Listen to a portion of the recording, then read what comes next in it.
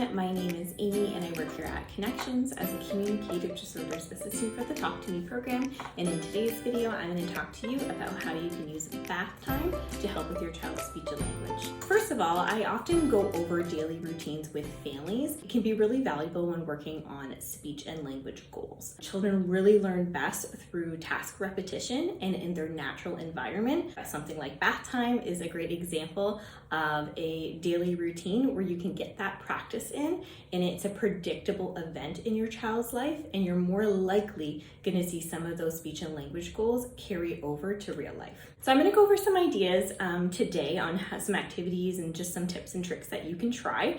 Now, any of these activities you can kind of adapt depending on the level of your child.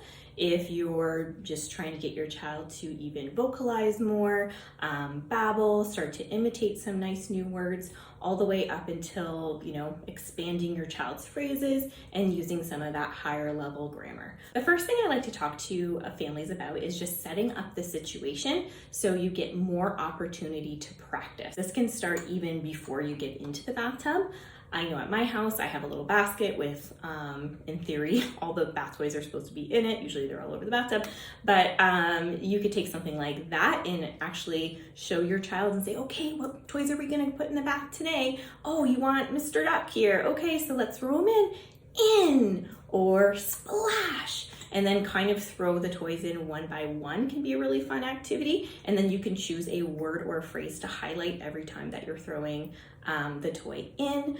I know my children, sometimes they'll like to put them on the edge of the bathtub and actually knock them in the tub. So you can say 1, 2, 3, go, or jump. Or even if you're just working on some really simple vocalizations, you can go uh-oh, down, wet. Oh, let's get this guy wet too. He wants to go in. Throw him in and go, oh, he's all wet, and highlight some nice language that way.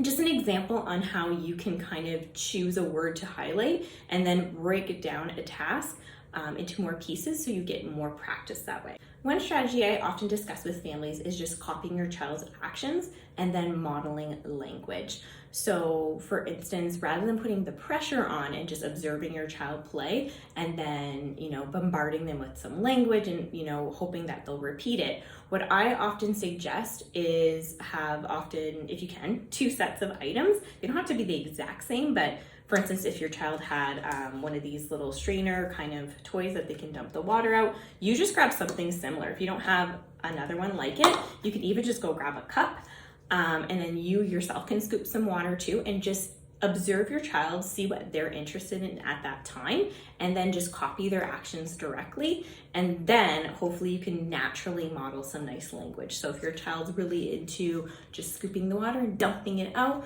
you can actually do that as well, and then scoop some water and then just highlight some nice language and hope to get a nice back and forth that your child will notice you. And even if you pause and wait, they might try to copy or say the word as well. So I would be looking at my child, try to get really face to face. I would scoop some water as well, and I'd go, oh, I'm gonna scoop some water too. Here I go, dump, dump. And then I would pause and wait and see if my child would do it again. So they might not say dump, but they might look at you, smile, dump again, their little cup of water. And then I would just keep highlighting and modeling that language as well, and just pausing and waiting to see if maybe they would give it a try. So then I would do it again. I would scoop some water. Oh, here we go. Dump. And then maybe the next time I would even pause and wait a little bit longer to see if they would supply that language too. So I would scoop some water and I go, dump, and I would dump the water. Again, if my child doesn't fill in the blank, you don't want to wait too long where it feels like you're applying that pressure and you're kind of taking the fun out of the activity. But it's nice to try to insert that pause and wait just to see if perhaps they'll give that word a try. I also like to discuss with families that bath time is a great opportunity to try to expand language and teach new vocabulary and focus on, I say, the big three: the action words, descriptive words, and location words. We already kind of touched on location words. You can model in, you can model, let's make them go under the water and make them dive under the water. Descriptive words, there's a lot of great options for that. You can talk about everything being dirty, everything being clean, wet, dry. I know my little guy, every time he comes out of the bath and we're drying off, he's like, oh, so cold. He talks about how cold or he's freezing. Any nice descriptive word like that is a good opportunity during bath. Also action words, we just talked about copying your actions. Bring in some spoons, you can stir, stir, stir, splash, splash, splash, scrub, scrub, scrub. Just a really great opportunity for a wide variety of vocabulary words. Another thing I like to coach families to try is to take a washable marker and then take a toy that can go in the bath. And actually I do it when my child's not looking, because I don't really want them to encourage them to color all their toys. I would take, even this little guy, and I would actually color all the different parts so they looked dirty. And then we could bring your child into the bath and say, oh no, look at Mr. Dinosaur, he's dirty.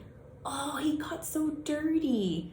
And then just pause and wait and see if they comment on how dirty the dinosaur is. You could actually just not even say anything and just keep the toys out. And when your child comes into the bathroom, see if they notice and point and call your attention to the fact that they're dirty, and then you can model that language.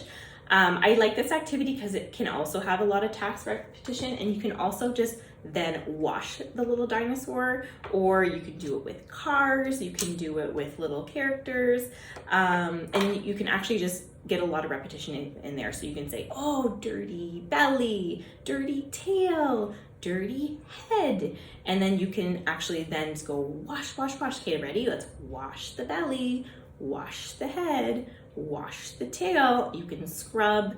You can talk about how now all the body parts are clean, or all, oh, now the doors are clean. They're clean.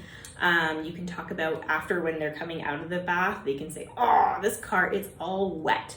Let's dry it. Okay, we're gonna dry the wheels, dry the roof of the car. Be really fun, and actually just a fun way to change up your bath time routine and just give them kind of something else to do in the bath. So yeah, I really like this activity a lot. I couldn't also do a bath time video without mentioning one of our favorite activities, of course, is bubbles.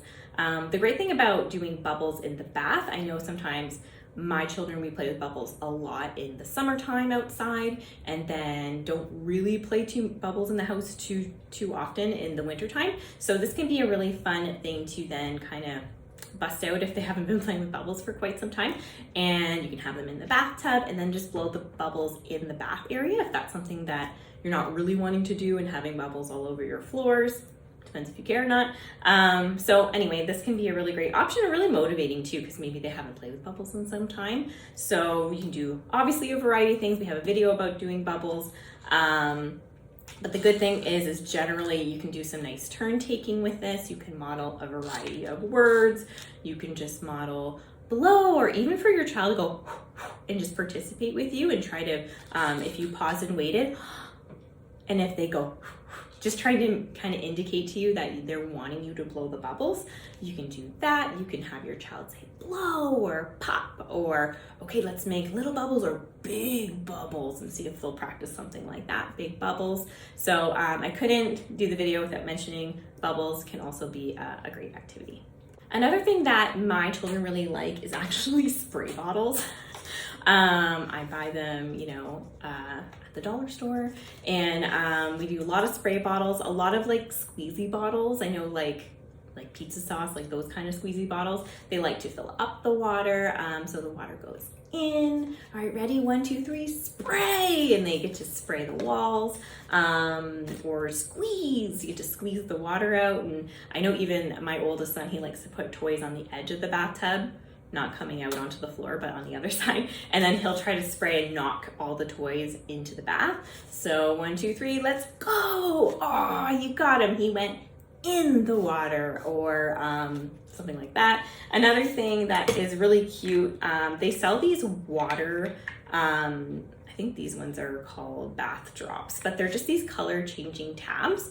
You don't need something like this, but that can make something like this a little bit more fun. I'll actually put one of the color tabs in here. And so the water is all a certain color. So that's exciting. They get to pick the color. Oh, I picked blue today. Okay, let's put it in the water, and then they can actually spray, if you want, the walls. And so then it actually kind of sprays that color on there. And then I'll give them a washcloth, and then they actually get to wipe all the color off. So we can do something like wipe, wash, wash, wash, wash. Oh, it's all clean, something like that. That can be a really fun activity. And also, I always suggest to families, think outside the box in terms of bath toys. There are a lot of toys that aren't necessarily made for the bath, but they are actually the most fun. For instance, the spray bottles, fantastic. Also, I always say, like, bring some little plates and cups and spoons. And also, a whisk is really great, and I'll get little containers, and you can actually, it actually really works. It really whisks up the bubbles, so you can do stir, stir, stir, stir, stir. All right, let's get more bubbles, and then we talk about making, you know, a bubble cake or, you know, bubble soup, and hopefully your child doesn't eat it, but it can be a really great, a fun activity that you guys can do together. If you have 2 whisks, that's even better because you can go together. Let's go slow, slow, slow, and fast, and you can highlight language like that. So just trying to think, yeah, like this dinosaur is not really a traditional bath toy, but he finds his way in the bath sometimes. Yeah, you just look around the dinky cars. I have a whole bin of older hand-me-down ones that just kind of are bath ones now, that kind of stay in there. That can be really fun. They can drive off the side. Oh no, he's gonna fall down, and then he falls into the bathtub. So just trying to look at what you have available to you in the home that won't get ruined in the bath, and see if you can kind of change up your activities sometimes. The last thing I wanted to just point out that we always do encourage to think of your daily routines when working on speech and language, but not every routine will be suitable for every family. So I did want to acknowledge that if you are bathing multiple children at the same time, if your child really does not care for bath time, if you're in a hurry, I call it a car wash bath, when you're just kind of like washing them as fast as possible. If it is not a good time of day for you, don't choose that time of day. It's okay. You could always try to think of another daily routine, getting dressed, morning snack time, if that's a little bit more calm, that you can use some of these tips and tricks, and it might set you up for more success. And don't forget, if you ever have any questions about your child's speech or language, please feel free to visit our website at connectwithus.ca. You can actually complete your own online referral. Thanks so much for watching, and thank you for connecting with us.